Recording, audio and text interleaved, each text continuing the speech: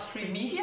Vi er et kritisk og uafhængigt medie, som gerne vil nuancere den herskende coronapolitik og det herskende coronanarrativ i samfundet. Og jeg siger stadig velkommen til jer tre: jurist Mikkel Kaastrup Christiansen, Michael Schulz, erhvervsjurist, og folketingskandidat Philip Brandt fra Bornholm og kandidat for Nye Borgerlige. Og vi glæder os til at høre jer belyse de juridiske og politiske og måske sundhedsfaglige problematikker vedrørende epidemiloven. Og vi starter med et spørgsmål til jer to primært, vi kan starte med at spørge dig, Mikkel. Kan du kort skitsere det væsentligste indhold af den nye epidemilov, som er fremlagt midt i januar? Det kan jeg ikke. Det er den for omfattende til. Men jeg kan da sige, at den vil medføre ganske flere større muligheder for at udøve tvang over for danskerne. Ja, som vi ikke har haft i vores epidemilov hidtil. Ikke i samme omfang. Nej.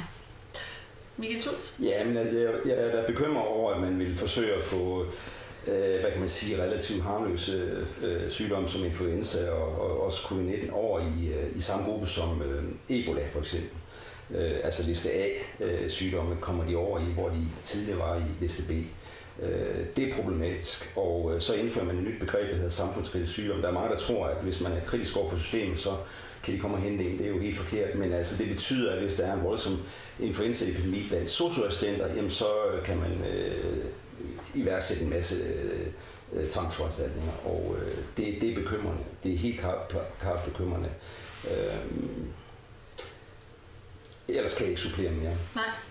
Mikkel, kan du kort skitsere nogle overordnede problematikker ud over tvangsmomentet i epidemilovsudkastet? Ja, jeg vil i hvert fald sige, at mange af paragraferne i epidemiloven er uklart formuleret, og det skaber en bevægelsesramme, hvor enten sundhedsministeren eller Styrelsen for Patientsikkerhed, den skønsmæssigt vi skulle fastsætte, hvornår bliver det ene muligt, og hvornår bliver det andet muligt.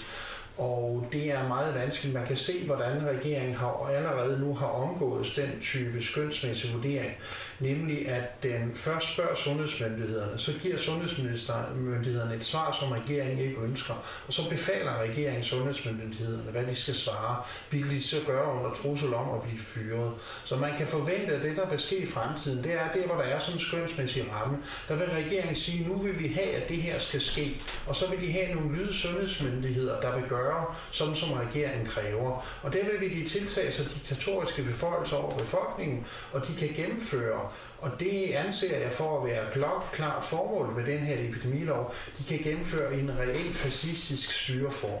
Der er ikke nogen tvivl, når man læser den her epidemilov, det forslag og den måde, den er udformet på, at formålet med det er at fjerne danskernes retssikkerhed, og det er at centralisere magten på regeringen og skabe noget, der kunne blive et fuldstændigt rædselsregime, hvor mennesker, som man er uenig med, eller som gør noget, der ikke passer en, de for eksempel bliver tvangsinterneret i sådan nogle opbevaringslejre, hvor de så sidder så længe, man skønsmæssigt mener, de er smittefarlige.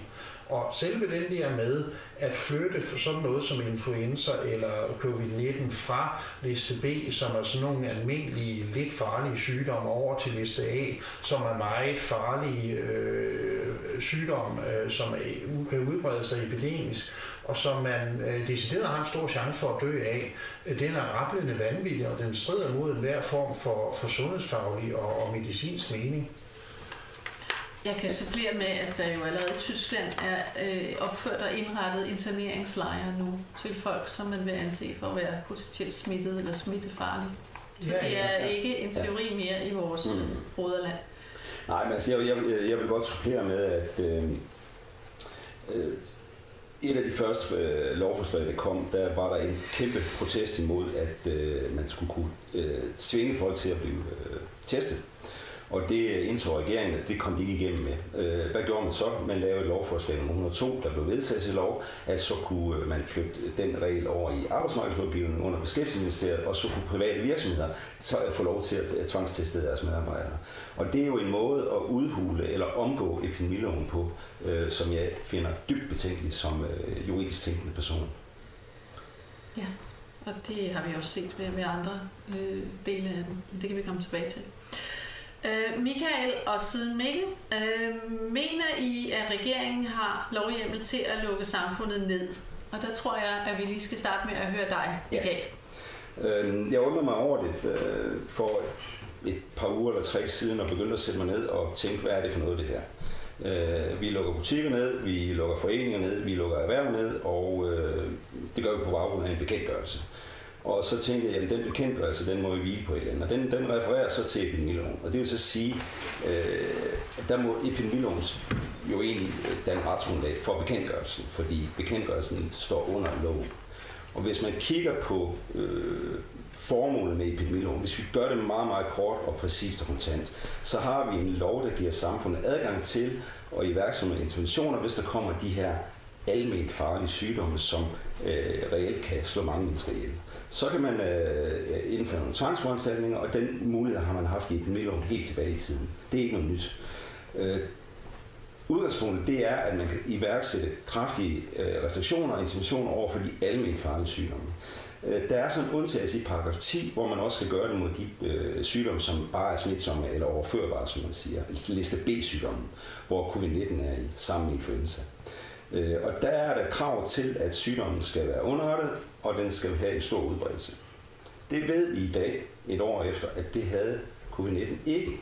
Der er ikke døde flere, og den har ikke en stor udbredelse. Hvordan vurderer vi, om covid-19 har en stor udbredelse? Jamen, vi kan sammenligne den med influenza, som ligger på 20% efter Sundhedsstyrelsens årlige oplysninger. Covid-19 har vi kunnet teste os op til 3-4%. Forkølelsessår virus 80% i befolkningen, mæslinger i gamle dage 98%. Altså, den har ikke en stor udbredelse. Vi kan heller ikke sige, at den har en høj dødelighed, fordi der er en underdødelighed i 2020 i forhold til 2018, så krav om underrettighed er heller ikke til stede. Så det vil sige, at epidemilovens krav til, at man kan iværksætte de her voldsomme nedlukninger, er ikke til stede efter epidemiloven, og derfor må bekendtgørelsen om nedlukning af butikker hvile på et ikke eksisterende retligt grundlag. Det samme gælder forsamlingsbekendtgørelsen, og det samme kan man sige gælder omkring den lov, der nu er blevet vedtaget omkring tvangsisolation, hvis man rejser ind eller ud af landet.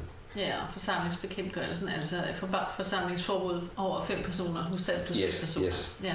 Mikkel? Ja, altså jeg synes bare, det er vigtigt at tilføje til det, Michael siger, at det betyder, at hvis en erhvervsdrivende åbner sin butik nu, og politiet kommer og siger, at han skal lukke ned, og politiet kommer og giver ham en bøde, jamen så er han jo ikke forpligtet til at betale den bøde, fordi der har aldrig været noget grundlag for at udstede den her bekendtgørelse. Den er uden retskræfter af nogen art, og jeg er helt enig i Michaels analyse. Der er jo andre bestemmelser, for eksempel EU's charter om grundlæggende rettigheder og den europæiske menneskerettighedskonvention og den danske grundlov, der også gør de her bekendtgørelser ugyldige. Men det, som Michael har nævnt, er i sig selv nok til, at de er uden retsvirkning. Så folk bør undlade at adlyde dem helt enkelt. Ja. Michael? Ja, altså det jeg godt vil supplere med, det er, hvis vi kigger på grundlovens bestemmelser omkring, hvornår kan vi lukke butikker ned, eller gribe voldsomt ind i folks frihed og ret til at drive erhverv, så er det, når det sker af hensyn til det almene vil. Det er den formulering, af grundloven bruger. Almen, altså alle mennesker, det skal være noget, som påvirker alle mennesker. Og det vil sige, at den nedlukningsårsag, man bruger, skal i princippet være en trussel for alle mennesker. Altså ikke kun babyer, eller voksne, eller teenager, eller kvinder, eller mørke, eller hvide, eller ældre, eller plejehjemsbrugere. Men det skal være en trussel for det almene vel. Altså almenvellet, hele samfundet, alle menneskene. Og det krav, mener jeg simpelthen ikke er til stede. Hvis vi kigger på epidemiloven, så har den samme betegnelse, alment farlige sygdomme, og så den, der kun i situationstegn er smitsomme. Og der skal man jo være opmærksom på, at man fra systemernes side har sat 2 ord sammen, smittefarlig. Og jeg vil lige pointere, at fordi noget smitter, så er det ikke det samme, som det er farligt. Forkølelsessår, den virus, der giver forkølelsessår, herpes simplex, har 80% af befolkningen antistoffer imod, og det vil vi ikke kalde en farlig sygdom. Det kan være generende at få et forkølelsessår i ny og næ, men det er ikke en farlig sygdom, men den yder smitsom. Mæslinger var meget smitsomme, da vi havde dem før vaccinerne. Det var omkring 98% ifølge Sundhedsstyrelsens egne tal. Meget, meget altså smitsom, men ikke farlig, fordi dødeligheden var lav.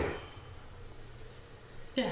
Ja. Så man må sige, at der bliver lagt en konnotation, en værdiladning i det ord, som det faktisk ikke kan være. Kan vi ikke godt sige det? Ja. Og fordi at smitte er heller ikke det samme som syg. Altså det er jo en en meget lille del af dem, der rent faktisk bliver smittet, der opdager, at de har været smittet med covid-19. Så det taler jo altså også for, at vi har ikke med en dødsensfarlig virus at gøre, der berettiger de interventioner, vi ser. Nej. Så spørger jeg lige, jeg starter lige med dig, Mikkel. Det lader til, at regeringen har et ønske om at ændre covid-19 fra at være en klasse B-sygdom til en klasse A-sygdom. Er der belæg for det? Det er der meget klart ikke. Jeg har lige for nylig læst Sundhedsstyrelsens vurdering af, hvorvidt covid-19 hørte til klasse A eller klasse B, og de brugte meget lang tid for at forklare på, hvorfor den aldrig ville kunne høre til den her klasse A. Og det siger jo også alle statistikker og alle medicinske erfaringer, at det er hamrende umuligt at placere den der, hvis man altså vil rette sig efter den medicinske videnskab. Det har jeg dog ikke indtryk af, at regeringen egentlig beskæftiger sig med virkeligheden. Men hvis det skal forestille at beskæftige sig med virkeligheden, så er det en umulighed.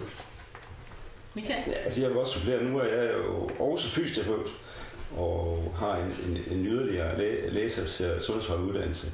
Og i de knap 1000 behandlere, jeg har haft i 2020, hvor jeg har talt med mange mennesker, der har jeg mødt en eller to, der kendte nogen, der var døde med covid-19. Og det var ældre syge med svære og primære sygdomme, som var døde. Og det er det samme billede. Jeg kan ikke genkende, at jeg har en dødelig pest omkring mig i samfundet. Tak for det. Mikkel, du har udarbejdet en stævning på baggrund af en juridisk analyse af samfundsnedlukningen. Vil du kort skitsere, hvad den indeholder, og hvad det skal bruges til? Ja, altså det er jo et søgsmål mod sundhedsministeren med krav om, at han skal anerkende, at de væsentligste paragrafer i de bekendtgørelser, som dels lukker butikkerne ned, dels påtvinger folk at gå med mundbind, og dels nægter dem at forsamle sig mere end 5 personer, han skal anerkende, at de er ugyldige. Og så er det kombineret med et erstatningssøgsmål imod sundhedsministeren, som vil blive anlagt på vegne af de mennesker, hvis erstatningskrav sagsøger opkøber. Men det væsentligste i søgsmålet er at få anerkendelsesdom for, at de her regler de er ugyldige. Ja, det er vi mange, der følger med stor interesse. Philip, jeg har et spørgsmål til dig. Hvis der hverken er lovmæssigt eller sundhedsfagligt belæg for nedlukningen, hvad har regeringen så tænkt sig med at lukke hele samfundet ned? Det er jo et lidt hypotetisk spørgsmål, men hvad tænker du?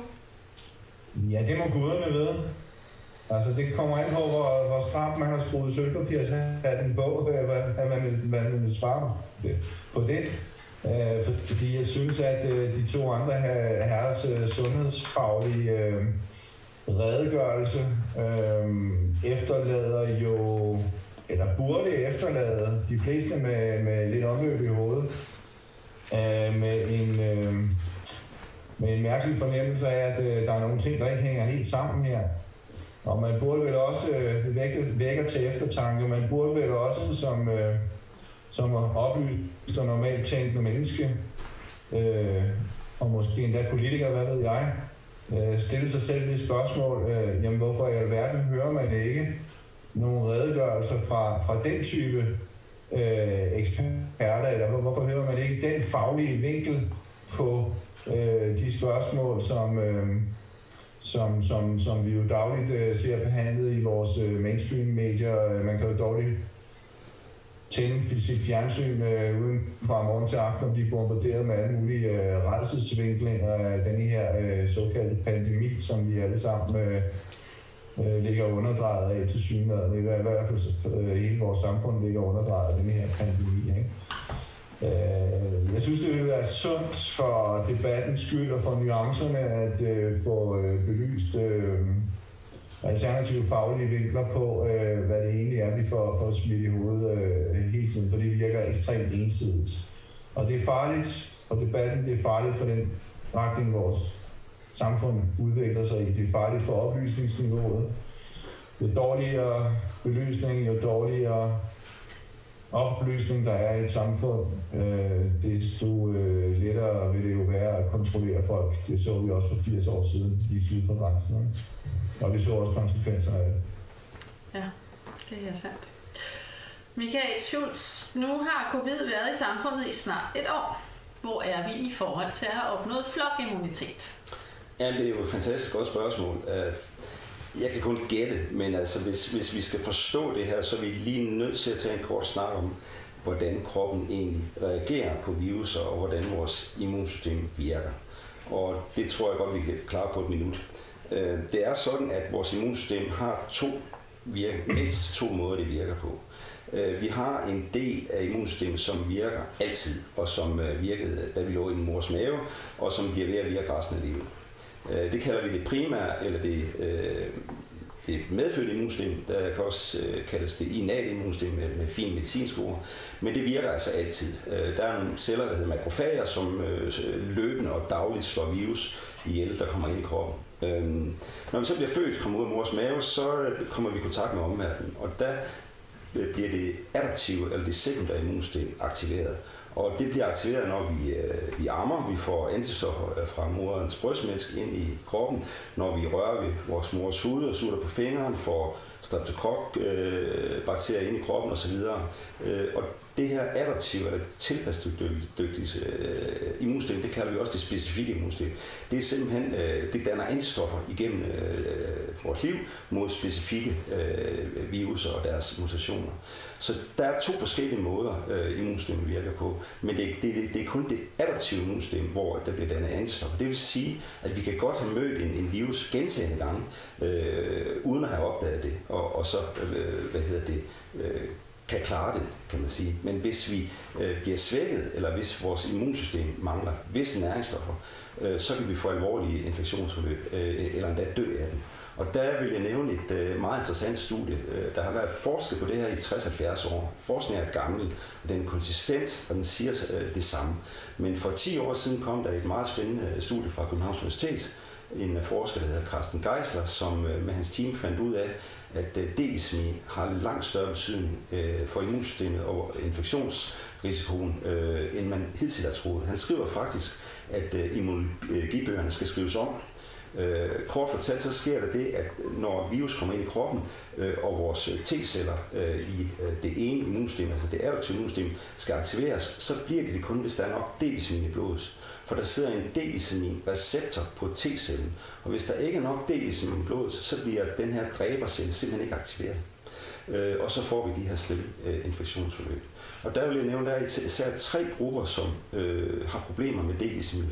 Det er selvfølgelig folk, der ikke får nok igennem kosten, ikke får nok sollys, og så er det folk med mørk hud. Vi ved, at folk med mørk hud, som kommer fra mere solrige egne, de har svært ved at danne D-vitamin, når de flytter til solfattige egne, som Danmark og Norge og Sverige. Og der ved vi også, at Sverige har dobbelt så mange indvandrere som Danmark, og det kan delvis forklare, at de har haft en højere dødelighed. Den sidste gruppe, eller de 2 andre grupper, der er sårbare, det er faktisk overvægtige mennesker. Fordi D-vitamin er et fedtopløseligt vitamin, som gerne vil binde sig til fedt. Og det vil sige, jo mere fedt man har på kroppen, jo mere D-vitamin er der i fedtvævet, og tilsvarende mindre i blodbanen, hvor det skal bruges ved infektioner. Og så har vi den sidste gruppe, den sårbare gruppe, de ældre, de småtspisende, dem der sidder på plejehjemmene, dem der ikke kommer ud i dagslyset, dem der ikke får deres fede fisk. Så de her 4-5 vitaminer, vi faktisk har, A, C og D-vitamin. Jeg plejer at sige, hvis man kender rockgruppen A, C, D, C, så ved man A, C og D, og så lidt mere C-vitamin, og så C1 og zink. De er simpelthen afgørende for, at vi kan klare en infektion på helt normal vis. Og vi var i april en gruppe på 16 autoriserede sundhedspersoner, som faktisk skrev om det her og sendte det ud til pressen og til Sundhedsministeriet og til sundhedsordførerne. Og der var ingen, der reagerede. Vi var 5 eller 6 læger i gruppen, men vi kunne ikke komme igennem med vores budskab. Men Michael, det lyder næsten som om du sidder og siger, at hvis vi bare spiser nok A, B, C og D-vitamin, så vil man let kunne... Nej, altså sundhed er langt mere kompleks end som så, men man kan sige, at holde en normal vægt og sørge for at få en god alsidig kost, supplere med de her vitaminer. Det er jo efterhånden i rigtig mange kredse kendt, at D-vitamin, det bør alle danskere supplere med i beskyttende doser. Ikke nødvendigvis anbefalet, men beskyttende doser. Og der ved vi, at EU's anbefaling går helt op til 100 mikrogram D-vitamin, hvor de danske anbefalinger ligger på 5 mikrogram. Så der er altså en rigtig god idé i at sikre sig en basisbeskyttelse, kan man sige, ved ikke at mangle de her, vi kalder dem antivirale mikronæringsstoffer inden for sundhedsvidenskaberne. Men det lyder nærmest for det utrænede øre, som om du siger, at hvis man tager vitaminer i tilstrækkelig grad, så har man rigtig gode chancer. Altså man kan sige, man kan ikke booste sit immunsystem, hvis det i forvejen er sundt og normalt. Men vi ved, at omkring 1 million danskere i vinterhalvåret ligger så lavt på et eller flere af de her næringsstoffer, at vedkommende dem der mangler de her stoffer, kan få alvorlige infektionsforløb. Yeah. Og jeg ved fra patienter, der har sygeplejersker, som fortæller mig, at de ser børn med engelsk syge, altså rakitis, bløde knogler, født af indvandrerkvinder, der går tildækket. Så det er skidt, når mørkhudede mennesker flytter til solfattige lande og går tildækket. Det er ikke godt. Og på samme måde som når også med lys ud tager sydpå, jamen så skal vi beskytte os mod solen. De skal have masser af sol, og vi skal beskytte os mod den. Ja, tak for det. Og det her, det er et spørgsmål til de, der er nødt til at svare. Jeg spørger lige Mikkel først. Hvorfor taler regeringen kun om at opnå flokimmunitet via vaccine? Ja, det kan jeg ikke forstå anderledes, end at man af en eller anden grund ønsker, at så mange danskere som muligt skal blive vaccineret. Det synes jeg, man skal være opmærksom på, at jeg har i hvert fald noteret mig mange socialdemokrater, der i medierne og også langt tilbage, halve eller 3/4 år tilbage, har sagt, ja, men nu må vi vente på vaccinen, så skal det hele nok blive overstået, og så skal det hele nok blive godt igen. Altså for mig virker det som om, man har planlagt, at man vil have den her vaccine rullet ud, og det hele, alle de der forudgående bevægelser, der sker, det egentlig alene er for at få gennemført vaccinen. For hvis vi kigger på det der begreb om flokimmunitet, som du også talte med Michael om, jamen så vidt jeg kan se, og jeg er jo ikke ekspert på det her område, men jeg læser, hvad en række eksperter siger, eksperter, som jo ikke får lov til at udtale sig i massemedierne, så er deres analyse, at flokimmunitet, det har man opnået i det meste af verden, cirka omkring maj 2020. Der er ikke noget behov for en vaccine, fordi den grad af immunitet, den er rigeligt i befolkningen allerede. Ja, og Michael? Ja, jeg kan godt supplere. Hvis vi kigger for eksempel på mæslinger. Mæslinger har været kendt siden 1800-tallet. Mæslinger var ikke med i epidemiloven i 1979.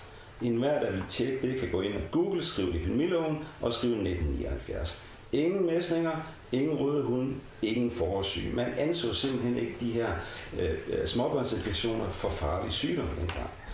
Mæslinger blev først en farlig sygdom fra 1987 og frem. Da vaccinen kom, så blev den lige pludselig meget smittefarlig. I forhold til flokimmunitet, der kan man sige, at immunitet via en vaccine, det er en kunstig immunisering. Hvorimod hvis vi smittes og opnår immunitet, så er det naturlig immunisering. Og der ved vi, at naturlig immunisering er altid stærkere og holder længere end kunstig immunisering. Så jeg tror, at hvis normalt vil man opnå immunisering hen over sommeren også. Det er jo ikke sådan, at virus ikke er der om sommeren. Vi mærker den bare ikke, fordi at vi får så meget D-vitamin, vi er så meget ude, der er UV-lys osv. Men det, der sker hen over en normal sommer, det er, at den raske del af befolkningen bliver immuniseret, og så er der færre, som kan smitte den svage del af befolkningen. Og vi har faktisk bevis på, at det forholder sig sådan, at 60 års forskning, der bekræfter det her med D-vitaminer, det så vi i sommeren 2017 og 2018. I 2017, der havde vi den dårligste sommer i 17 år med soltimer. Efter den sommer, der var der næsten 3.000, der døde med influenza-relateret død. Det var altså efter den dårlige sommer i 2017. Efter rekordsommeren i 2018, hvor vi havde den bedste solsommer i 99 år, der var der 790, der døde i sæsonen 18 og 19. Det viser vigtigheden af D-vitamin, og det kan vi simpelthen ikke få et stærkere bevis for. Nej, tak for det. Philip, vi skal lige spørge dig om noget. Hvis jeg lige må til mig frem med en lille tilføjelse, jeg synes, måske også lige kunne være interessant at vende, det er i relation til vaccinerne og vaccinernes reelle effektivitet. Så finder jeg det jo interessant, at vaccineproducenterne selv oplyser, at vaccinerne ikke nødvendigvis beskytter mod viderebringelse af smitte. Og så er det jo, den lidt opvagte, der siger, hør, jamen, hvorfor har man så udviklet fra politisk hold, angiveligt sammen med sundhedsmyndigheder og sundhedsfaglige interesser, hvorfor har man så udviklet en så aggressiv vaccineringsstrategi, som man udruller her over de kommende måneder, de kommende halve års tid, kan man forstå, med den målsætning, at stort set hele befolkningen skal være vaccineret, fordi så er den hellige grav velforvaret. Det lyder i mine øjne som noget sludder. Og jeg forstår ikke, altså det er jo en af hele grundpræmisserne for hele det her vaccinenarrativ, som nu med djævelens vold og magt og coronapasser og vaccinepasser og hvad har vi, og diskriminering af visse grupper, som påberåber sig stadig menneskeretten til at råde over egen krop og egen sundhed og eget helbred. Hvorfor er der ingen politikere, som stiller nogle kritiske spørgsmål til det her? Hvorfor er der en medier, som er ude med nogle kritiske, i nogle debatprogrammer, som vi fire nu her sidder og laver for egne regninger og midler osv.? Hvorfor er det ikke noget, som er en naturlig del af den offentlige debat? Det er som om, det bliver undertrykt. Det er som om, at jeg vil ikke sige ordet censur, men det er noget, der lugter derhen af, hvis nogen spørger mig. Og det var der nogen, der gjorde.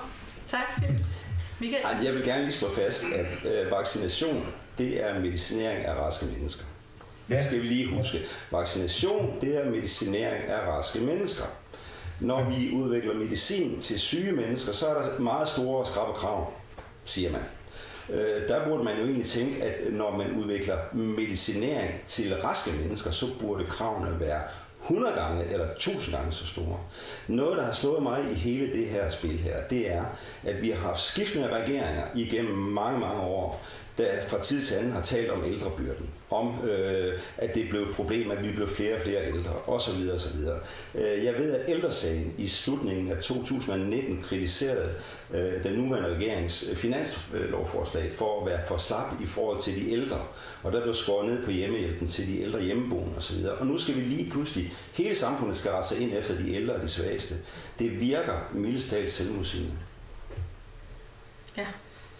Det virker dekadent for mig. Altså, det er et samfund, der er i en eller anden form for moralsk etisk krise, hvis man er hensyn til nogle få udsatte grupper, som nærmest går og venter på, ikke for at være kynisk, men venter på at få det sidste afgørende pust for at blive blæst om kul alligevel. Det kan være næste års sommerforkølelse, der gør det.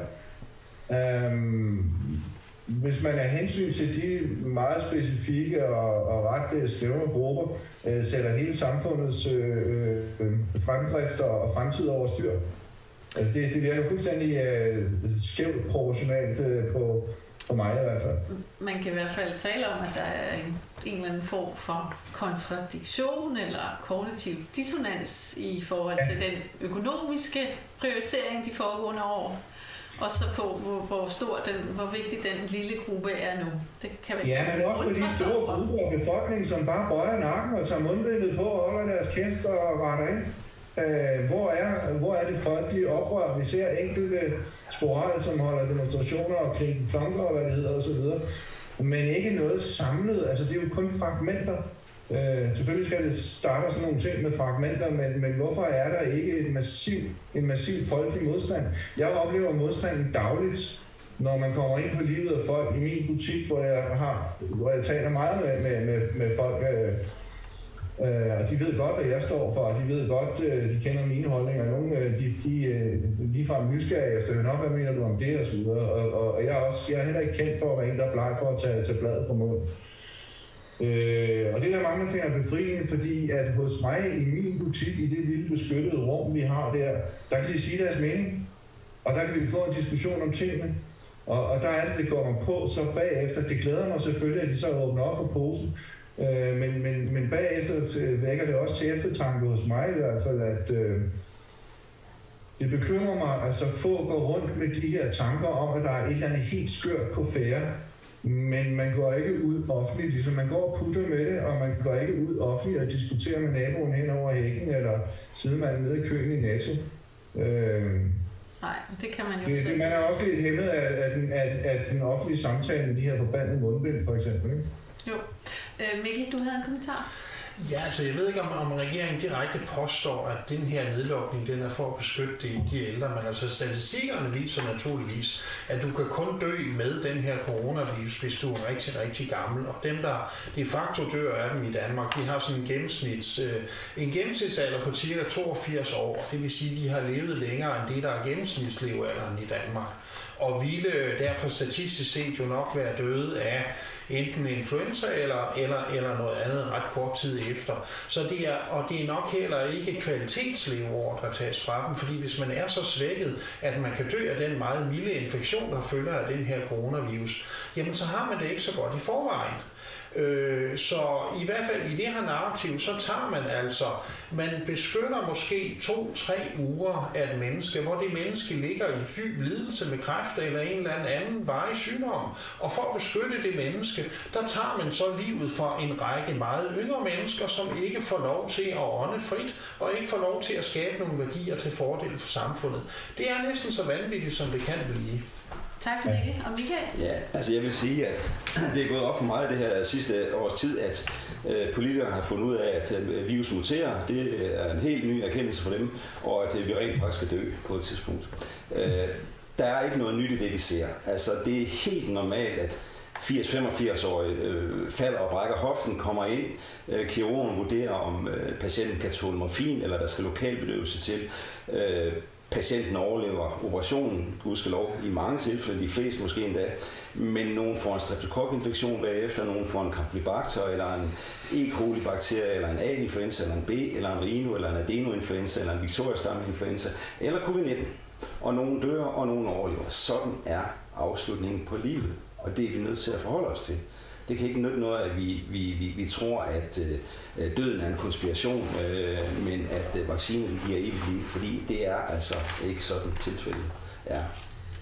Man kan også indskyde, at der er visse medier, der allerede nu har været ude og understrege, at selvom vi får vaccineret hele verdens befolkning, så er det ikke tanken, at vi skal holde op med at lave social distancering eller smide mundbindet. Det kan man jo også. Nej, må jeg sige en enkelt ting, fordi jeg har lagt mærke til, at der er nogle ældre mennesker, der ligesom har stillet sig frem og sagt, jamen jeg vil faktisk hellere dø, end jeg vil have, at hele resten af samfundet, det skal lukkes ned.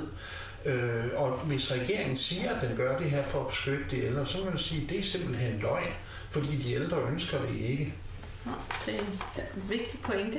Måske lige en slut. Altså, det er faktisk sådan, at vores immunsystem er afhængig af, at vi rører ved hinanden, og at vi er i tæt kontakt. Det er karakteristika for et flokdyr. Mennesket er et flokdyr, og vi skal være i kontakt med hinanden, socialt og fysisk og mentalt. Det, at vi udveksler stoffer, som er i vores hud osv., det stimulerer dagligt vores immunsystem, og som man kan sige, immunsystemet er som en muskel, der skal bruges for at holdes ved lige. Det kan være, at de ikke ved det i Sundhedsstyrelsen. Nå, vi begynder at nærme os afslutningen af interviewet. Vi har 2 spørgsmål tilbage, og vi skal til årets ord 2020. Mikkel, og derefter jer andre. Hvad tænker du, når du hører udtrykket samfundssind? Ja, jeg tænker, at det er et udtryk, som bliver misbrugt til at bilde folk ind, at de skal lade være med at tænke sig om og gøre, som regeringen ønsker at diktere dem, uden at undersøge forudsætningerne og de manglende forudsætninger for den måde, som regeringen resonerer på. Jamen, jeg forbinder ordet med udskamning simpelthen, at hvis du ikke gør på en bestemt måde, så afviger du fra flokken, og så er du til fare for flokken. Altså, jeg mener simpelthen, det er en form for udskamning. Jeg synes, det lyder hult, når jeg tænker på, at både den nuværende regering har skåret ned på ældremidlerne, og tidligere regeringer har gjort det og kaldt de ældre for ældrebyrden, og at man nu pludselig bruger argumentet, at vi skal sætte hele samfundet stå på grund af en ældregruppe, og at hvis vi ikke gør sådan og sådan, så vil vi slå de ældre ihjel. Det er simpelthen forkasteligt. Altså man skulle sørge for, at de her ældre de fik noget bedre mad ud af plejehjemmene, kom ud i daglyset, fik nogle vitamintilskud, og så ville man have gjort det bedste for dem. Tak. Og Philip? Jeg får myrekryb, når jeg hører årets ord, det er samfundssind. Og det gør jeg, fordi for mig er det sådan et fripas til at skabe afstand mellem mennesker. Der ligger i ordet samfundssind, det er jo meningen, at det skal være et enormt positivt værdiladet ord. Men i virkeligheden så virker det modsat. Det virker sådan, at hvis du ikke udviser samfundssind, hvis ikke du smækker hælene sammen og retter ind efter flokken, og vælger at tænke selv, jamen så kan du være, som statsministeren antydede i sin nytårstale, jamen så kan du risikere at forvolde et andet menneskes død. Og der findes jo nærmest ikke noget værre, altså, som var det Michael, der sagde, at mennesket er dybest set et flokdyr, både biologisk og psykologisk. Hvis du ikke spiser skovsneglen og retter ind og viser samfundssind, så er du bare ikke med i hulen. Nej, Bjarne Røgte det vil sige. Hvis du spørger mig, og det gjorde du så. Vi skal til sidste spørgsmål, og I får lov at svare på det alle sammen. Mikkel, er det her Mink-sagen om igen? Altså ingen lovhjemmel for regeringsordre? Ja, jeg ved ikke, om det er Mink-sagen om igen. Jeg vil sige, at det er regeringens faste politik, at man ikke agter at overholde lovgivningen, og ikke agter at overholde almindelige demokratiske principper, og ikke agter at overholde menneskerettigheden og grundloven. Og det viser regeringen til stadighed ved sine handlemåder. Så det er ikke så meget, at det er Mink-sagen om igen, som om, at det er en fortsat og varig overtrædelse af loven og almindelige retsprincipper. Tak for det, Mikkel. Ja, altså jeg ser sådan på det, at man med bekendtgørelse simpelthen udvander epidemiloven eller omgår dens formål og dens sigte og dens hensigt. Og det mener jeg, at der er nogle mere juraekyndige end jeg, som burde sætte sig ind i og sige, er det lovligt og er det stadig lov på den måde. Og til almindelig oplysning, bekendtgørelse rangerer under grundloven og under epidemiloven rent juridisk, hierarkisk, og derfor er det betænkeligt. Ja, der er ikke noget lovgrundlag for at sige, at folk skal gå med mundbind. Der er et bekendtgørelsesgrundlag, og det ligger under love. Altså det, der er mange, der er klar over, det er, at love de skal forbi Folketinget for at kan blive vedtaget, hvorimod bekendtgørelse, det kan regeringen ligesom luske igennem, som den vil. Og det er meget, meget vigtigt, at folk de ved det. Så jeg håber, der er nogen med juridisk viden og ekspertise og samvittighed, der tager det her op. Ja, Philip, hvad tænker du om... Til hvad? Hvad var spørgsmålet? Jamen spørgsmålet var, om det var Mink-sagen om igen. Det kan vi jo lade være ufortalt, men der ikke er nogen lovhjemmel for regeringsordre. Er du enig i det? Ja, det er dybt. Altså, du spørger om det er Mink-sagen om igen, så vil jeg sige både ja og nej, fordi i Mink-sagen, Mink-skandalen, havde vi nogle helt klokkeklare grundlovsbrud, som var begået med åbne øjne og fuldstændig bevidst. Alle søforklaringen, der fulgte efter, var en direkte vildledning af Folketinget og befolkningen som sådan, og brud på en islandssvarslov. Det var helt konkret, hvor man misbrugte sin autoritet til at udkommandere politi og forsvar i fredstid mod sin egen befolkning. Så den står for mig at se krystalklart, og det burde den gøre for enhver jurist med sin etik og moral i behold, vil jeg sige. Hvorimod er vi ude på i lidt mere gråzoner og nuancer, hvad angår, når vi snakker og coronapas og den slags ting her i øjeblikket, og tvangstestning og den slags ting. Der er meget på linje med de to andre, at med min begrænsede juridiske indsigt, at der er noget, der skuer fælt i ørerne på mig. Og jeg kan ikke se, hvordan en havlby af bekendtgørelser og dekreter og pressekonferencer osv., hvad der bliver udtalt der, påbudt og anbefalet. Det er sådan en stor grød af gråzone, miskmask, og jeg mener, at hele den her mærkelige pærevælling, at Det vil aldrig. Hvordan kan det nogensinde stå over vores grundlov og de rettigheder, som vi sikrer gennem vores grundlov? Det kan jeg simpelthen ikke indsætte.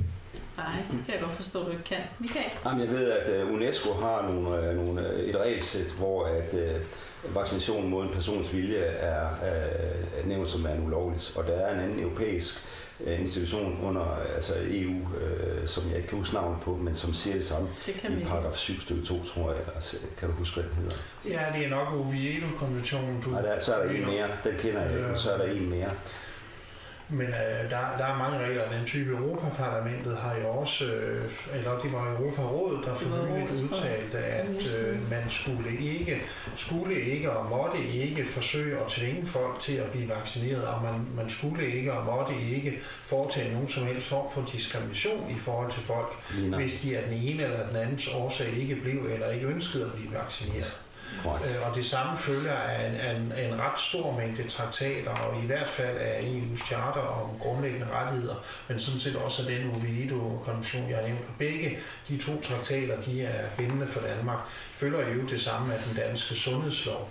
Og det vil sige, at det der med et vaccinepas er i hvert fald et skræmmebillede, sådan at forstå, at det ikke er juridisk muligt at indføre et vaccinepas, som har den virkning, at hvis du ikke er blevet vaccineret, så må du ikke dette eller hint. Det er jo ikke juridisk muligt at tvinge folk til at afgive den type sundhedsoplysninger til andre, som det her er, også i strid med lovgivningen. Det er magtværk, og det er jo af, om jeg skal kalde det fascistisk eller nazistisk, det ved jeg ikke. Det er bare fordi selve den grænseoverskridende karakter af det, og den utrolige ubehagelighed i den måde at tænke på, får jo en til at bruge den type begreber. Ja, jeg synes, at det opsummerer det meget godt og understreger, at vi er ude på nogle hidtil ukendte dybder, rent lovgivningsmæssigt. Ja, altså vi kan måske afslutningsvis sige, kan man forestille sig, at der kommer krav om, at man skal tage hovedpinepiller og så gå på arbejde, eller kemotvang, forebyggende kemo, fordi du har et eller andet gen, der gør, at du måske får kemo om 5 år, og så vil du være dyr for samfundet, så derfor skal du tage forebyggende vacciner eller kemo. Det er jo en rutsjebane og en glidebane af skrækdimensioner, og det mener jeg, at vi er nødt til at forholde os til at have en sund og saglig diskussion omkring. Ja. Så det er også en etisk diskussion om de eventuelle retsscenarier, der kunne ligge i det fremadrettet. Vi kom vidt omkring, og jeg skal til at runde af og sige mange tak til Philip Brandt fra Bornholm med sine meningers mod og med som repræsentant for både de erhvervsdrivende og som folketingskandidat. Til Michael Schultz, som var med her i studiet helt fra Nordjylland. Og dig, Mikkel, som kom knap så langt fra, jurist Mikkel Kostrup Christiansen. Det har været oplysende, det har været lærerigt, og Upstream Media siger mange tak for jeres deltagelse. Tak, og på genhør.